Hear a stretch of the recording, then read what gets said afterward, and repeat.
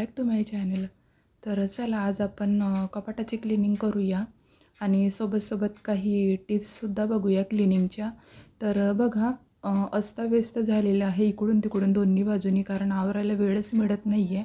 तर यामागचं रिझनसुद्धा व्हॅलिड आहे, कारण रोज व्हिडिओ बनवून टाकते तर त्या नादामुळे कपाट आवरायला वेळच नव्हता। तर म्हटलं आज आवरून घेऊ आणि त्यावरसुद्धा एक व्हिडिओ तयार करू। तर व्हिडिओ शेवटपर्यंत नक्की बघा, कारण त्यात भरपूर टिप्स सांगणार आहे। तर स्किप न करता नक्की बघा आणि जर आत्तापर्यंतसुद्धा जर तुम्ही व्हिडिओला लाईक किंवा चॅनलला सबस्क्राईब केलेलं नसेल तर मेक शुअर करून पहिले सबस्क्राईब करा आणि नंतरच व्हिडिओ बघा। तर चला सुरुवात करूया आपण आपल्या व्हिडिओला। तर बघा हातात सॉक्स घालत आहे, जरा वेगळ्या प्रकारे करणार आहे मी क्लिनिंग। तर हातात सॉक्स घालण्याचं कारण असं की आपण इकडून तिकडून हात घालून कपाट स्वच्छ करत असतो, तर त्यावेळेला काय होत असते आपल्या हाताला लागत असते ते कपाट आणि त्यानंतर भरपूर दुखतेसुद्धा। तर त्यामुळे मी काय करत असते, कापड हातात न घेता सरळ हातात सॉक्स घालते आणि जो स्प्रे बॉटल आहे ना त्याने स्प्रे करून पुसून घेत असते। तर ही एक टिप्स आहे तुमच्यासाठी, कारण आपण दरवेळेला कापड घेतो आणि कुठेतरी हात घालतो तेव्हा लागून जात असते। तर तसं न करता डायरेक्ट मी हातात सॉक्स घालत असते। तर पायाचा सॉक्स होते की हाताचा असो, माझ्याकडे हाताचा होता तर मी हाताचाच घालून घेते। तर त्यामुळे खूप छान अशी क्लिनिंग होत असते। आणि इथे बघा त्या ड्रॉवरमध्ये सगळे मुलांची आमचे सगळ्यांचे सॉक्स होते, तर ते सॉक्स ना इकडे तिकडे पसरलेले असतात। तर त्यावेळेला काय करायचं, दोन्ही सॉक्स एकत्र करून तो पायात घालण्याचा भाग असतो ना, तर तो भाग फोल्ड करून घ्यायचा आणि त्यात घालून घ्यायचा आणि जे छान रोल तयार होतात, म्हणजे ते जेव्हा आपल्याला पाहिजे असते ते पटकन सापडतात पण आणि कपाटसुद्धा छान असं क्लीन राहतो। तर विदाऊट ऑर्गनायझर सगळं मी करते आहे, ऑर्गनायझर वगैरे नाही आहे, कारण एवढं 25-30 हजाराचा कपाट घेतल्यानंतर परत वेगळं ऑर्गनायझर घेण्यासाठी एक्स्ट्रा पैसे कशाला खर्च करायचे, नाही का। तर इथे बघा माझ्याकडे माझे ड्रेसचे बॉक्स होते, खूप छान क्वालिटीचे होते बॉक्स, मला फेकायची इच्छा झाली नाही तर मी 2 वेगळे पार्ट केले त्याचे, वरचं झाकायचं वेगळं आणि खालचं वेगळं। तर अशा ह्याच्यात मी माझे सगळं ठेवून घेते। तर ब्लाऊज, परकर आणि एक नवीन ड्रेस होता अजून, परत आरोईचे लाचे वगैरे होते, तर ते सगळे मी असं त्याच्यात ठेवून घेतलेलं आहे। तर परकर बघा मी अशी फोल्ड करून ठेवत असते, छान असं रोल करून, म्हणजे भरपूर बसतातसुद्धा त्याच्यामध्ये आणि पाहिजे तेव्हा पटकन सापडतात पण। म्हणजे आपल्याला जर असं गडबड असली बाहेर निघायची तर वेळ जास्त जात नाही, खूप फास्ट सापडतात, त्यामुळे मी अशी परकर ठेवत असते। तर जास्त परकर नाही आहेत माझ्याकडे, कारण साड्या पण नाही आहेत जास्त आणि घालतसुद्धा नाही जास्त मेन म्हणजे। तर अशा प्रकारे मी सगळं रचून घेतलेलं आहे सगळं। आणि वरचा जो रॉड आहे ना तिथे मी साड्या ठेवते, माझ्या सगळ्या साड्या ॲक्च्युली माझ्या दोन्ही साईडला आहेत। ज्या हेवी साड्या आहेत ना त्या मी लेफ्ट साईडला ठेवल्या, कारण मिस्टरांचे कपडे नाहीत जास्त, तर लेफ्ट साईडच्या रॉडला लावून घेतलं आणि राईट साईडला माझ्या रेग्युलर साड्या आहेत त्या, म्हणजे रेग्युलर म्हणजे मी जास्त घालत नाही असं, पण सणासुदीलाच घालते, पण थोड्या हलक्या आहेत त्या अशा ठेवलेल्या आहे। आणि ज्या भारी साड्या आहेत त्या लेफ्ट साईडला ठेवून घेतल्या आणि तिथे सगळे माझे शालू, परत लग्नाचे परत अजून नवीन साड्या अशा वगैरे सगळे तिथे ठेवलेले आहे राईट साईडला।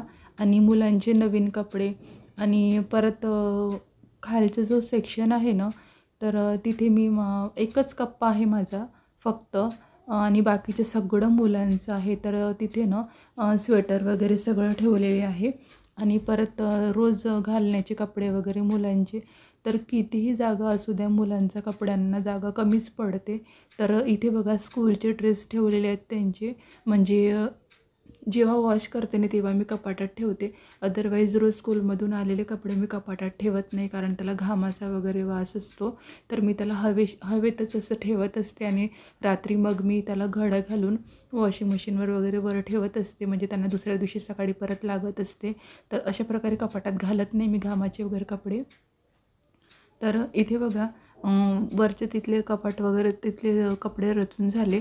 आता जे खाली आहेत ना तिथे राईट साईडला ते आरोईचे कपडे रचून ठेवते आहे मी। तर इतके कपडे असतात मुलांचे घरी घालायचे, बाहेर घालायचे, की जागासुद्धा नसते ठेवायला। तर असं जर ठेवलं ना तर कितीही तुमचं कपाट छोटं असू द्या, छान ऑर्गनायझेशन करून घेऊ शकता तुम्ही।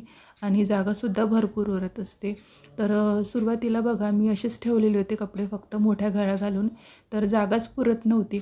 आणि आता सगळे कपडे असे छान फोल्ड करून ठेवले, तर खूप छान जागासुद्धा उरलेली आहे आणि पाहिजे ते कपडेसुद्धा खूप छान असं मिळू शकते. तर तुमचं कपाट छोटं असो की मोठं असो, खूप छान तुम्ही ऑर्गनायझेशन करून घेऊ शकता. अशा प्रकारे जर अशी बारीक घडी घालून जर तुम्ही कपडे ठेवले, तर कितीही जास्त कपडे असो आणि कितीही छोटं मोठं कपाट असो, तरीसुद्धा खूप छान ऑर्गनायझेशन होऊ शकते त्याचं. तर इथे बघा एक छोटासा कप्पा आहे माझ्या ड्रेसचा. तर खूप जास्त असे ड्रेस वगैरे नाही आहेत माझ्याकडे, पण जेवढे आहेत तेवढे नवीन ड्रेस सगळे ठेवलेले आहेत तिथं आणि रेग्युलर बाहेर असते. दुसरा एक शोकेस आहे माझ्याकडे, तर त्यातसुद्धा माझे रेग्युलर घालायचे कपडे असतात आमचे. दोघांचेच फक्त, मुलांचे इथे असतात. तर अशा प्रकारे बघा राईट साईडचं सगळं छान असं ऑर्गनायझेशन करून होऊन गेलेलं आहे. आता लेफ्ट साईडचं आहे बाकी राहिलेलं.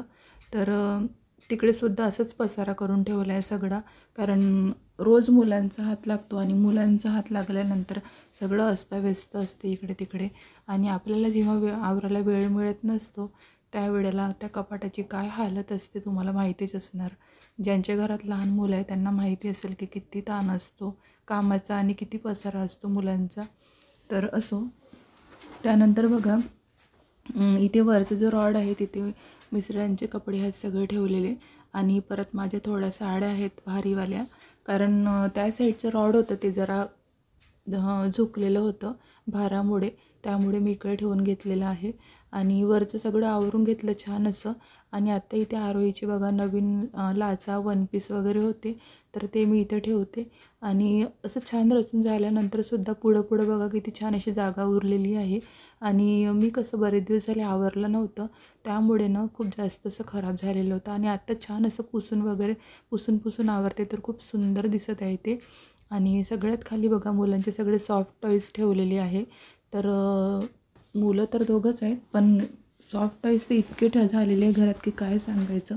कारण जेव्हा बाहेर गेलं तेव्हा घेऊन येऊन सारखे इतके पसरलेले आहेत ना, अगदी लहानपणापासून घेऊन भरपूर सॉफ्ट टॉईज झाले घरात.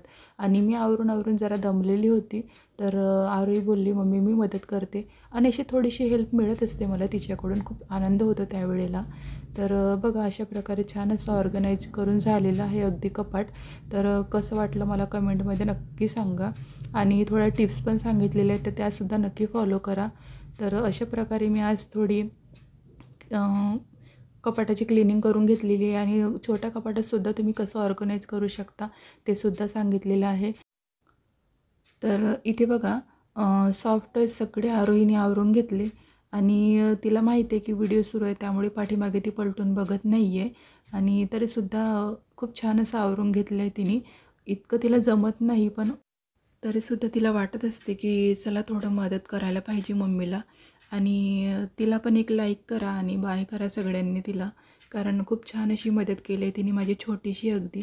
तर अशा प्रकारे छान असं ऑर्गनाईज करून झालेलं आहे आपलं कपाट. आणि बघा किती सुंदर दिसते असं, आणि एकदम असं सुटसुटीत दिसत आहे. आणि असं जवळून बघितल्यानंतर खूप छान मला वाटलं ते, कारण बरेच दिवसानंतर एक क्लिनिंगचं असं मला डोळ्यासमोर दिसलं ते. खूप दिवसानंतर मला वेळ मिळाला आणि नंतर मी आवरूनसुद्धा घेतलं आणि खूप छान दिसत होते ते. आणि भरपूर जागासुद्धा उरलेली आहे पुढं सगळं ठेवल्यानंतर. विदाऊट ऑर्गनायझर मी सगळं क्लीन करून छान असं ऑर्गनाईज करून ठेवलेलं आहे. आणि इथे बघा वरून इथेसुद्धा खाली मुलांचे कपडे मी जे अशा प्रकारे घड्या घालून ठेवल्या सगळ्या फोल्ड करून, तर किती छान दिसत आणि जागासुद्धा भरपूर उरलेली आहे. आणि ॲक्च्युअलमध्ये खूप छान दिसत आहे बरं का, मोबाईलपेक्षा पण कॅमेरापेक्षा पण. तर अशा प्रकारे जर क्लिनिंग केली आणि तर कितीही छोटं तुमचं कपाट असलं तर तुम्ही छानपैकी ऑर्गनाईज करून ठेवू शकता. आणि इथे बघा पूर्ण क्लिनिंग झालेली आहे. तर बाहेरचंसुद्धा पार्ट मी असंच क्लीन करून घेते. आणि मी माझा व्हिडिओ आता इथेच थांबवते आणि अपेक्षा करते की तुम्हाला व्हिडिओ आवडला असेल.